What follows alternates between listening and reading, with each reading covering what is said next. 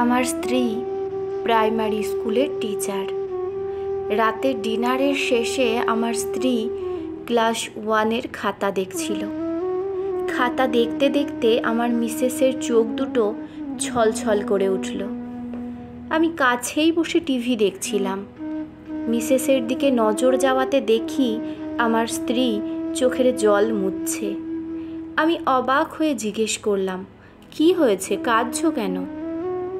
আমার মিসেস বলল, ক্লাস 1-এর পরীক্ষায় এক রচনা এসেছে, মাই উইশ। তো কাদার কি হলো?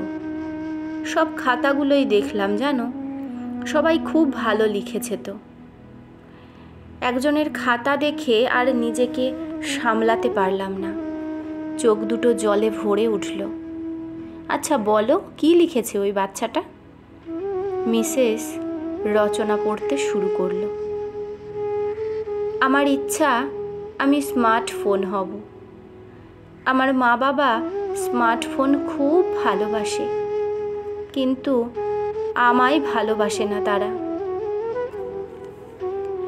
যেখানে যাই আমার বাবা তার স্মার্টফোন সঙ্গে নিয়ে যায়, কিন্তু আমায় সঙ্গে নিয়ে যায় না।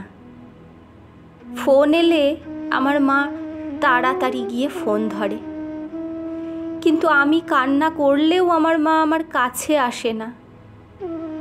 আমার বাবা স্মার্টফোনে গেম খেলে, কিন্তু আমার সাথে খেলে না আমার বাবা।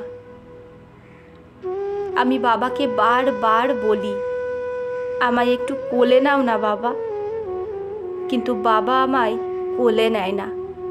স্মার্টফোনটাকেই সব সময় বাবার কোলে রাখে।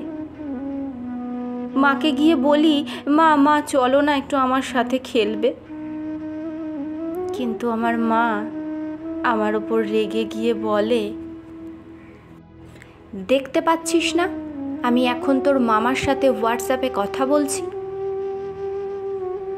আমার বাবা মা রোজ স্মার্টফোনটাকে যত্ন করে মোছামুছি করে, কিন্তু আমায় একটুও আদর করে না তারা। আমার মা যখন বাবার সাথে ফোনে কথা বলে, মা স্মার্টফোনে বাবাকে চুমু দেয়, কিন্তু আমায় কখনো চুমু দেয় না মা।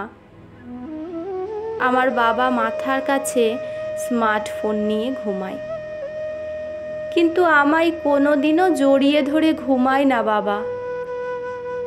আমার মা রোজ 4-5 বার স্মার্টফোনটাকে চার্জ দেয়, কিন্তু মাঝে মাঝে আমার মা আমাকে খাবার দিতেই ভুলে যায়।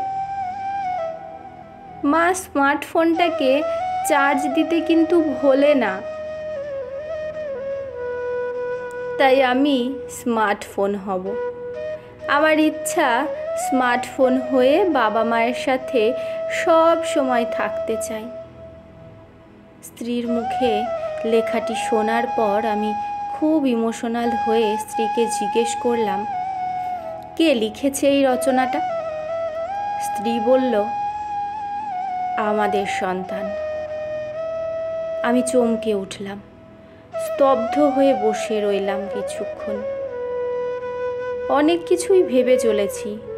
আমার আর আমার স্ত্রীর চোখে তখন জলের ধারা নামতে শুরু করেছে। কি অপরাধটাই না করে ফেলেছি ভগবান।